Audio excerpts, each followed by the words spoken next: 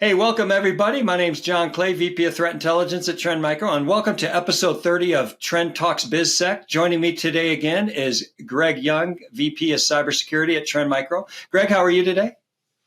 Hey, great, John. And I'm really excited about our topic today. Yeah, we're going to be talking about the skills challenge and trying to hire cybersecurity experts out there. It's an area that obviously is a challenge for businesses out there. The U.S. Bureau of Labor Statistics say that there'll be a 32% growth in this area through 2032, 16,000 security analyst jobs openings every year.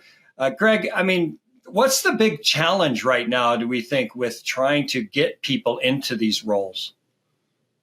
It's the shortage of people is clearly the issue, but I think the fact that we're not trying to fix it, that everybody wants these people, but they're not willing to make them, that everybody wants these people with these unicorn skills, but they're not willing to invest in junior people and skill them up. In fact, it's why we've had to rely on things like AI companion tools to help junior people become more senior. But that's not a fix for it. That's a technique to kind of grow your people. And I think that's a great one. You can make your own people that way. It doesn't create the brand new people. You have to hire those junior people in and train them up. So I think that's part of the issue. And the other one is this chronic disconnect between HR and, the CISO and the SOC shops about what the skills are really required and getting your voice heard and making sure that those are echoed and there's not legacy criteria being stuck into the search.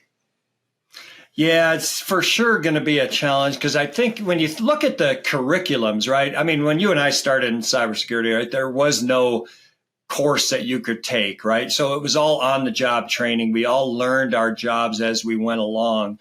It's getting a little better that there are actually now university courses. You can get a master's in cybersecurity now. You can get a PhD in cybersecurity. But, what are they teaching? Are they actually teaching the skills that where the lack, then what we're seeing, the roles that they are needed are the analysts, the threat hunters, those roles that really, I'm not sure they're actually teaching those skills in the courses these days. So as you said, it's all on the job training, and that's going to require organizations to take a kind of a leap of faith that they can take someone that's unskilled and train them, because you're going to learn on the job, right? And if you don't give them the opportunity to learn on the job and give them the time frame needed to do that, it's just going to be a vicious circle over and over. So, good news is that maybe we'll start seeing better courses so that new people, younger generation from us, Greg, can actually go to school, get those classes, get those trainings, and get into those roles, because there's going to be a ton of those roles and opportunities around the world for skilled labor in that area. You mentioned AI. Yeah. Certainly AI will help. But like you said, it's just a tool and it doesn't fix the underlying issue at this point. Yeah, exactly right. So what about cybersecurity people who are knowledgeable about AI to put this in the first place? I had an opportunity to speak with an economist at the Federal Statistics Agency, and they were talking about micro certifications, and they say that is the path right now to bringing in and keeping people. It's not going to be the big sysups or the masters in cybersecurity. It's going to be micro certs, because right now I wouldn't be encouraged with somebody coming to say I've got a master's in AI and cybersecurity, because it's changed so much and it's changing so much. Did you develop that course material that quickly? But instead, I want somebody who's got hands-on or at least an interest. If you're interested in that, we can train you. If you show me you're a learner, I'm going to gamble and try to bring you as a junior person. So I think that's a big part of it. And I really liked what you said before we started recording about recognizing people. I thought that was really important. Yeah, and that's a key issue for an organization, is to find those people that a lot of cases are already inside the company. I mean, I have colleagues that we've worked with over the years, who you look at what they graduated college with, and it's, art degrees and music degrees. And, I had a double E degree, but I never even used my double E. I ended up just going in and getting into cybersecurity kind of through happenstance, luckily, but because it's a great industry. But it doesn't require somebody to have that. It's just somebody who wants to learn. You think about our industry. The thing that I love about cybersecurity is every day I find something new. I learn something new every single day. So you have to find those people that have that passion to continue learning, right? It's not going to be a one and done deal. I'm not going to learn something and then I just use that one skill the rest of my life. I got to learn new things because, as you said, Greg, technology is changing so fast, so quickly these days, that you have to continue. And that in and of itself is one of the biggest challenges a business has today, because besides doing your job, you have to continually learn. So part of the role these days and the job description that companies do is got to be a component of that has got to be continued learning. Yeah. When I ran big consulting practices, I was awesome at poaching superstars, because it was so easy, because I just go into someplace and you'd ask around, who's your best person? You go talk to them and say, hey, when's the last time you got an award? When's the last time you got some recognition? When's the last time you got paid training? I asked those 3 questions.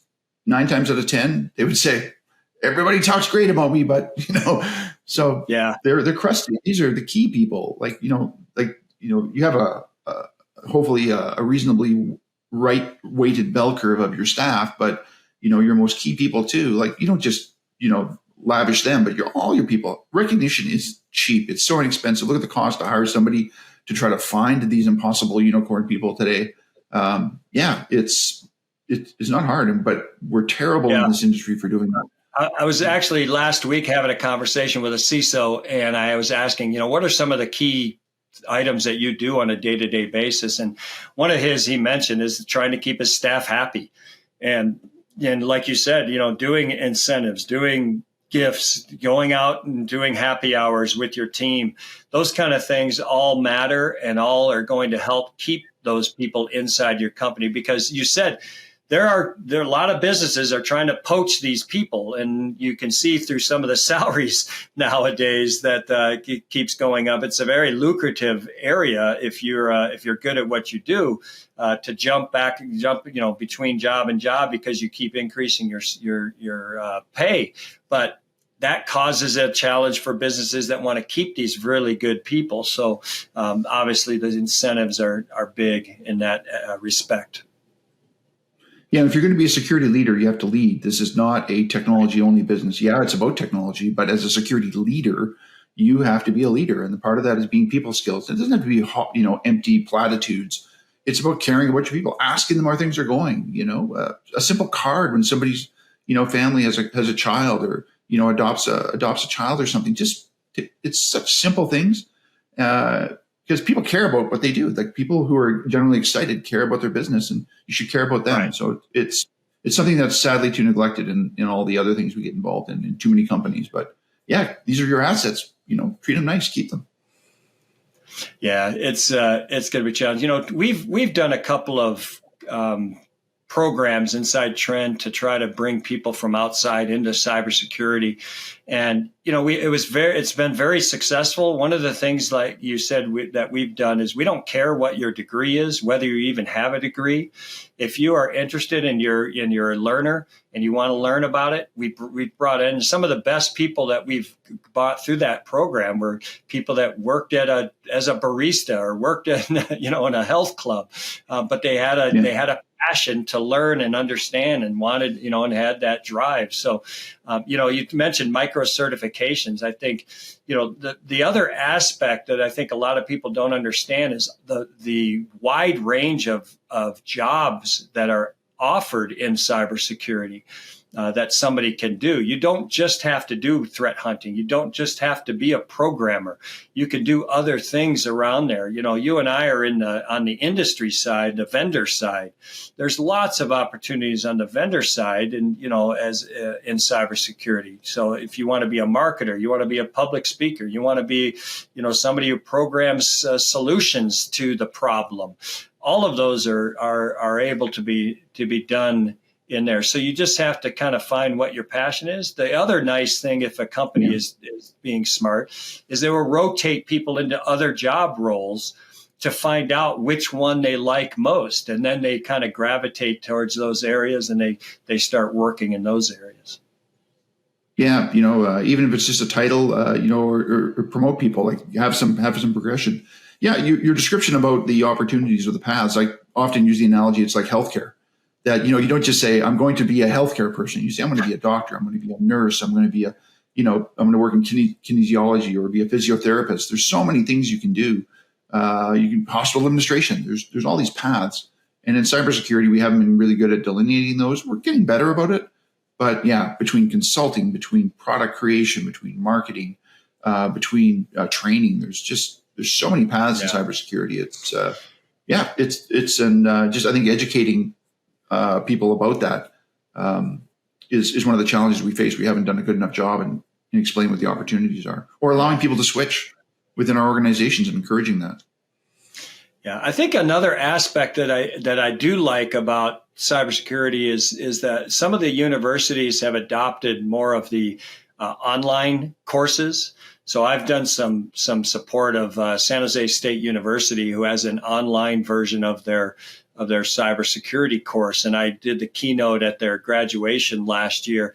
And there were people from all over the world. And that, I think, is another key aspect. So, if people listening here, you don't have to actually go physically to a school to get, if you wanted to do that route. There are options, online options that you can take to learn this. A lot of the courses now, continuing education courses that people are taking are all online these days, because it's that industry in and of itself has done a very good job adopting new technology and capabilities, so that learning online isn't as bad as it used to be in the past. Right. Yeah, not like a lot of the security training that we're often have inflicted on us. Right. One of the aspects, you mentioned micro certs, Greg. I know one of the things that tends, and you also talked about the difference between HR and what is reality, so to speak, because I think in a lot of the job descriptions, they're putting in all of these certifications that they assume people need. But is that really needed? Or obviously the cert industry might get upset with us for talking about this, but are all of those certifications needed? Or is it just, again, is it somebody who just has a passion to learn and understand and likes doing what they do? Yeah, I don't want to pile on HR on this. I think it's up to the hiring people to make sure that legacy sort of, baggage isn't carried forward. Like if this, the last job needed to sys up in 10 years, this next job may not. In fact, it's so easy to exclude people. I've seen people excluded because they had periods in their sys up, in between the letters, because of tools. So it's really up to the hiring manager to make sure that the job description is as wide as possible and net to catch the kind of people. And I rarely in my career have had a problem where I've had too many applicants, frankly. It's great if you get the one sort of superstar, but it's not going to happen. So I would rather have a wider net of people who may not be great, but you never know what nuggets you're going to find there. You find somebody who is, a keen learner in life and you're willing to take a bit of a chance on them. Why not? Like you're going to sit there with, empty seats and not be able to do your job. Like, you can make those people. You can make experts. Yeah. So as we wrap this up, Greg, what kind of recommendations or comments you can give to not just, the business who's trying to hire people, but also to people that might be interested in getting into this industry? What would you recommend for both of those groups? Number one is for the people looking in this field, and you've got some interest but aren't sure what the landscape is. Do some looking and asking. Don't assume that you have to jump in and be Mr. Robot immediately. That may not be your path, because there are many. The consulting path is really interesting. The policy side, there's all kinds of opportunities there that will suit you. Do things that you like. Don't do it just because of the opportunities. So educate yourself about those before you jump into an education program. And in fact, you can look online. There's so much material to find out, is this your thing? And try to educate yourself in the job market and talk to some people. Talk to the Jon Clays or other people around and just say, hey, here's what I like to do. Is there something in this cybersecurity field that would fit me? And you're not going to be surprised. It's such a varied market. Yeah, I was actually talking to a number of students last week at a show I was doing, and they were asking about it. And I gave basically that comment. It's like, hey, you got to kind of find what you want to do. If you want to program, great. There's a lot of opportunities to program. If you want to get into a different area, you want to do threat hunting, there's opportunities in threat hunting. You can do CTFs. There's online capture the flag things that you can to try to learn the business kind of thing like that. On the business side, though, Greg, we talked a little bit about HR, but the hiring managers, I think, have to do, like you said, they really need to start thinking about who are they looking at, weave through those resumes, talk to the people to try to get a better sense of what this person is like. Are they interested in learning? Do they want to have that lifelong? Are they passionate? Those kind of things, I think, go farther than the words on the resume or the promotions or diplomas that they have. It's more about the person and what they're interested in. Yeah, I've done some mentoring with managers, and my guidance to them has always been, you don't complain about having to train people or mold them, because then they're going to be molded as you would like them. So yeah, that's extra work. You would preferably not have to do it, but this is the reality now. You have to, you have to build your own adventure here. So if you help them and guide them, they're going to then reflect, kind of what you put into them. And if they're awful, well, you're an awful person because you made them awful. But no, I think it's that training burden on that and that mentoring stuff. Also, senior managers have to acknowledge that our leaders have to do that. That if you have some team leaders and you're not allowing them time to do training or giving them a little bit of budget wiggle room, then shame on you. They're not going to be optimal. Right. And I think patience, right? Patience is a virtue. And I think organizations have to be patient with their employees, because it is going to take time. It's going to take effort to get them up to speed. I do think that AI and generative AI will be a tool that will help in this area. It can help a younger person or a less skilled person to be more effective moving forward. So that is something that'll be adopted, and hopefully sooner than later, by a lot of organizations. But hey, everybody, it's been a great talk, Greg. I appreciate your insights into this. I wish anybody here who's trying to get into the industry to get in, because it's a fantastic industry to be in. As I mentioned earlier, with the Bureau of Labor Statistics, lots of growth opportunities, lots of job opportunities. I think we're still at around 3 million unfulfilled jobs around the world. So regardless of where you are in the world, there's probably opportunity out there. You just got to be passionate about it and get after it. So everybody, thanks for joining us on episode 30 of Trend Talks BizSec. Greg and I will be back soon with another topic to talk about, and leave us a comment if there's a topic you'd like us to discuss in the future. We'd love to do that as well. So give us a like, and we'll be back soon. Greg, thanks a lot. Have a great day. You're the best, John. Talk to you soon. All righty. Bye-bye.